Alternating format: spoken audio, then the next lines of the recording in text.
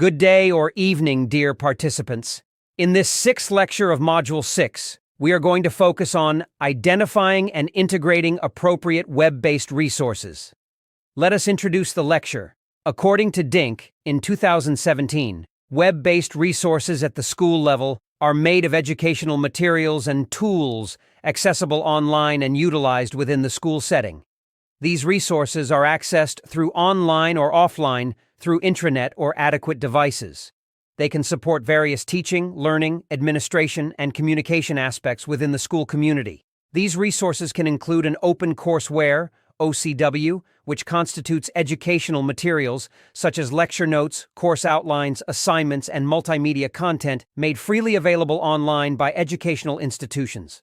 OCW aims to provide open access to high-quality educational resources and promote lifelong learning. The concept of OCW was popularized by the Massachusetts Institute of Technology, MIT, in 2001, when they started online publishing course materials from their undergraduate and graduate-level courses. These materials are openly licensed, allowing users to access, use, and distribute them for non-commercial purposes. OCW can cover any knowledge area, but information technology subjects are the most common. Some aspects related to governance, management, administration, and quality assurance of integrating appropriate web-based resources in learning materials for learners and teachers are: let us start with governance. 1. Policy development. Establishing clear policies and guidelines for integrating web-based resources in learning materials, including criteria for selecting appropriate resources, ethical considerations, and guidelines for copyright and intellectual property rights. 2. Digital citizenship, promoting responsible and ethical use of web-based resources by learners and educators, including digital safety, privacy, and proper citation practices. 3.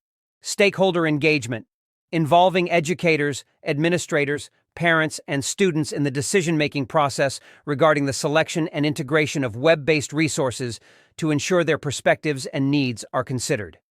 Next is governance management. 1. Resource identification and evaluation.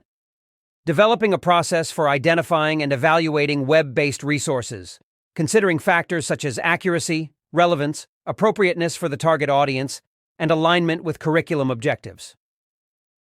2. Resource curation. Creating a centralized repository or platform to store and organize approved web-based resources, making them easily accessible to educators and learners. 3. Professional development, providing training and support to educators on effectively integrating web-based resources in learning materials, including strategies for evaluating, adapting, and using these resources. 4. Technical infrastructure, ensuring that the necessary technological infrastructure, including reliable internet access, appropriate hardware, and software, is in place to utilize web-based resources effectively. Next is administration. 1. Copyright compliance, ensuring that the integration of web-based resources adheres to copyright laws and licensing agreements, securing appropriate permissions for using copyrighted materials, and providing guidelines for proper attribution. 2. User access and permissions. Establish user access controls and permissions to ensure that learners and educators can access web-based resources securely and in a controlled manner. 3. User support, providing technical support and assistance to learners and educators in accessing and effectively using web-based resources, addressing any issues or challenges that may arise. 4. Monitoring and evaluation, regularly monitoring the integration of web-based resources, collecting feedback from educators and learners, and evaluating the impact and effectiveness of these resources in supporting learning outcomes. Finally, is quality assurance. 1. Alignment with curriculum objectives, ensuring that the selected web-based resources align with the curriculum objectives and learning outcomes, providing relevant and meaningful content for the learners. 2. Pedagogical soundness, assessing the instructional strategies and learning activities associated with the web-based resources to ensure they promote active engagement, critical thinking, and meaningful learning experiences. 3. Accessibility and inclusivity, Ensuring that the web-based resources are accessible to all learners, including those with disabilities or special needs, by providing alternative formats, captions, or assistive technologies. 4. Continuous improvement. Establishing mechanisms for ongoing review, evaluation, and updating of the integrated web-based resources based on feedback from educators, learners, and emerging trends in educational technology. These aspects provide a framework for effectively integrating web-based resources in learning materials for learners and opportunities for teachers and learners to learn how to use them effectively. It is essential to adapt and tailor these aspects to the specific educational context, age group of learners, and subject areas, considering the unique needs and goals of the educational institution. What is digitalization of teaching, learning materials, and infrastructure to host digital learning resources? According to Nordmark in 2023, the digitalization of teaching and learning materials is the process of converting educational content and resources into digital formats, making them accessible and available through electronic devices and online platforms. This shift towards digital learning has transformed traditional teaching methods and opened new possibilities for educational delivery. In addition, the digitalization of teaching and learning materials and the supporting infrastructure aim to enhance accessibility, interactivity, and flexibility in education. It opens new avenues for collaboration, personalization, and lifelong learning, as Halim argues in 2022. Here are some aspects related to governance, management, administration, and quality assurance of digitalization of teaching and learning materials and the related infrastructure to host these materials. Let us start with governance. 1. Digitalization policy. Developing a comprehensive policy that outlines the objectives, scope, and guidelines for digitizing teaching and learning materials, including standards for content development, accessibility, and security. 2. Digital transformation in education framework. It provides a structured approach to guide educational institutions in effectively implementing and integrating digital technologies. It provides a framework to the integration and utilization of digital technologies and innovative practices to enhance teaching, learning, and administrative processes within the education sector. It involves the comprehensive adoption and integration of digital tools, platforms, and strategies to improve educational outcomes and experiences for students, teachers, and other stakeholders. Digital transformation in education aims to leverage the potential of technology to address challenges, improve efficiency, and provide new opportunities for teaching and learning. 3. Data protection and privacy. Ensuring compliance with data protection and privacy regulations to safeguard sensitive information, including student data, and establishing protocols for data storage, sharing, and consent. 4. Ethical use of technology. Promoting responsible and ethical use of digital resources and technology by educators and learners, including guidelines on online behavior, digital citizenship, and plagiarism. Next is management. 1. Infrastructure planning.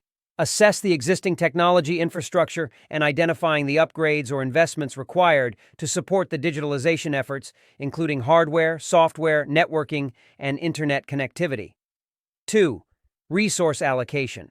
Allocate resources, including budget, personnel, and training, to support the digitalization process, ensuring sufficient support for content development, technical support, and maintenance.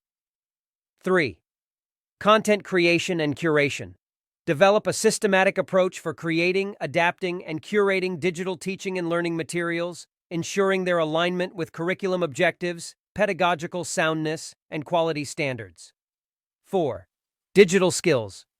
Training. Provide professional development and training opportunities for educators to enhance their digital skills and competencies, enabling them to use and integrate digital resources in their teaching effectively. Next is administration. 1. Content management system. Implement a centralized content management system or learning management system, LMS, to organize, store, and distribute digital teaching and learning materials, ensuring easy access and retrieval for educators and learners. 2. Copyright and licensing.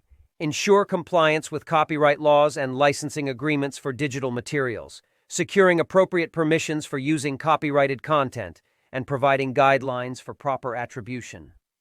3. User access and authentication. Establish secure user access controls and authentication mechanisms to protect digital materials and restrict access to authorized users, such as educators, students, and parents. 4.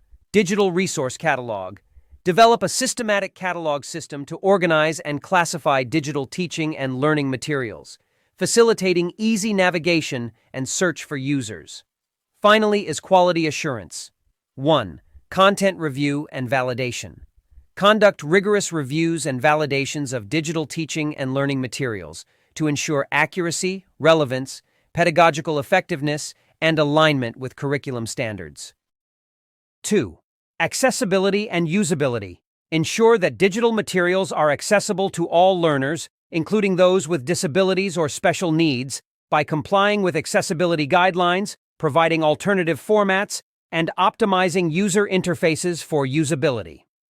3. Performance monitoring.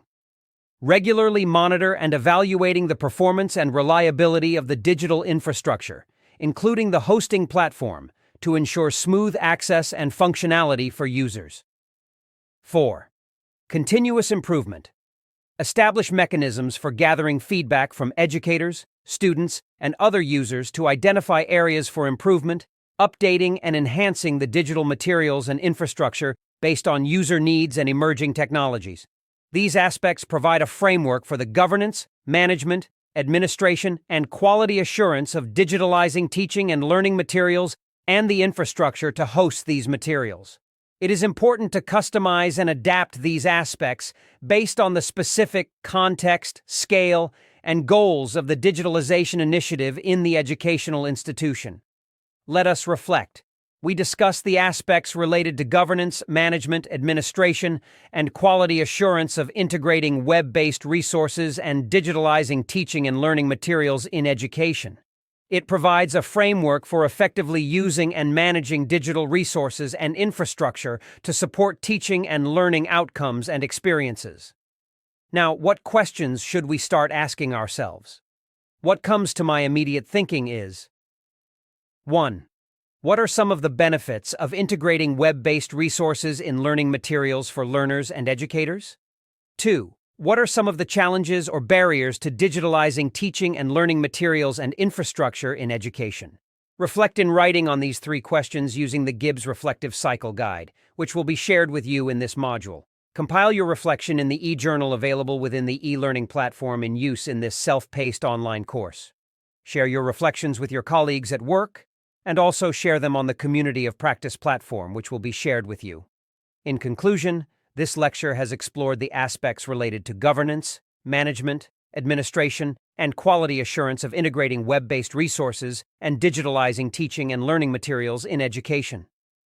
These aspects provide a comprehensive framework for effectively using and managing digital resources and infrastructure to support teaching and learning outcomes and students' experiences. By integrating web-based resources and digitalizing teaching and learning materials, educators and learners can benefit from increased accessibility, interactivity, and flexibility in education, as well as new opportunities for collaboration, personalization, and lifelong learning. However, these processes also entail challenges and barriers, such as policy development, resource allocation, content creation and curation, digital skills training, data protection and privacy, ethical use of technology, content review and validation, accessibility and usability, performance monitoring, and continuous improvement. Therefore, it is essential to adopt a systematic and holistic approach to address these aspects and ensure the quality and effectiveness of digital education. If you have any questions or challenges with any of the concepts discussed in this lecture, please use the discussion forum of Module 6 under Lecture 6 to ask questions and answer other participants' questions as well. Thank you for your attention.